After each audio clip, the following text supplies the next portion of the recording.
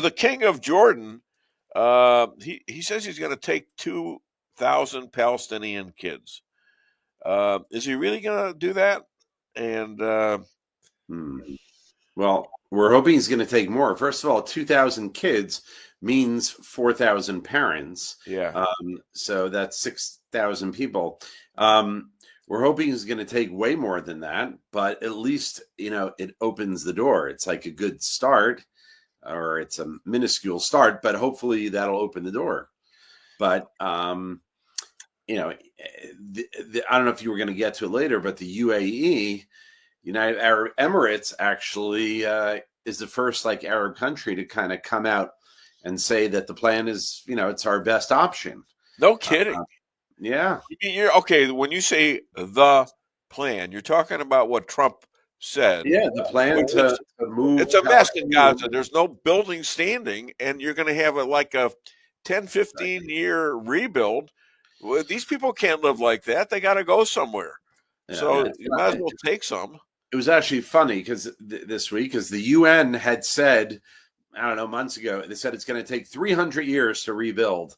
And then Egypt had a plan. They said, we can rebuild in 3 to 5 years. So either the UN are a bunch of liars, or they're just so pathetically uninformed, or a little bit of both. Well, we'll talk about the UN a little later if we got the time. What I will say is that Trump's suggestion has literally lit a fire under the Arab world. They were saying nothing. It's Israel. It's Israel. It's Israel. And suddenly Egypt gets a conglomerate of Arab nations say, okay, we'll pay for it. We'll rebuild it.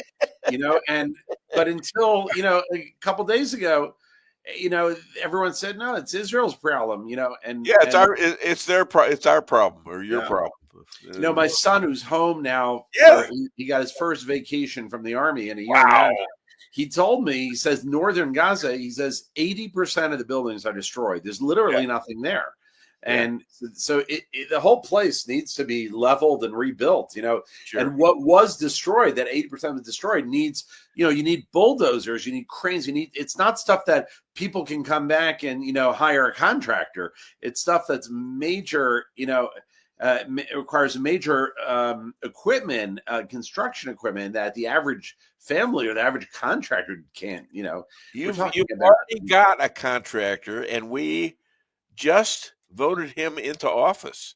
Yeah. Donald J. Trump is the contractor. Yeah. He's already signed up for the job. Yeah. And he's saying now that the deadline for Hamas on returning all the hostages seems like it's not going to happen.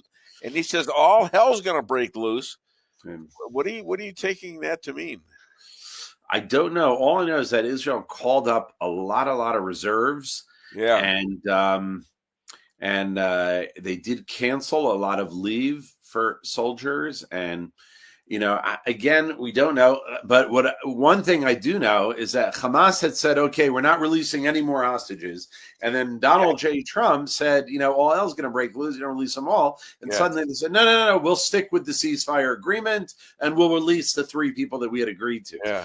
So the question is, was that too little, too late? And what's going to happen when, come tomorrow and they release 3 of them? Yeah, well, he said specifically all of them must be by 12 noon on Saturday. I don't know whose time that was. Right. But. And again, is that a way to get them moving, or is it, is it a art of the deal kind of tactic? In his book, he talks about you ask for everything and you hope you get somewhere in the middle.